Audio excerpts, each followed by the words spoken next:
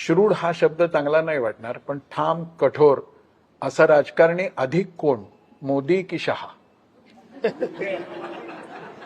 मला असं वाटतं की मोदीजी कठोरपेक्षाही अनुशासित राजकारणी आहे. म्हणजे त्यांनी जीवनामध्ये जो मार्ग पकडला त्या मार्गावरनं कितीही अडचणी आल्या तरी त्यातनं आजूबाजूला व्हायचंच नाही. हे जे अनुशासन लागतंय फारच कठीण आहे. म्हणजे तुम्ही मला जर विचाराल तर त्याच्यात 10% देखील माझ्याकडे तेवढं अनुशासन नाही.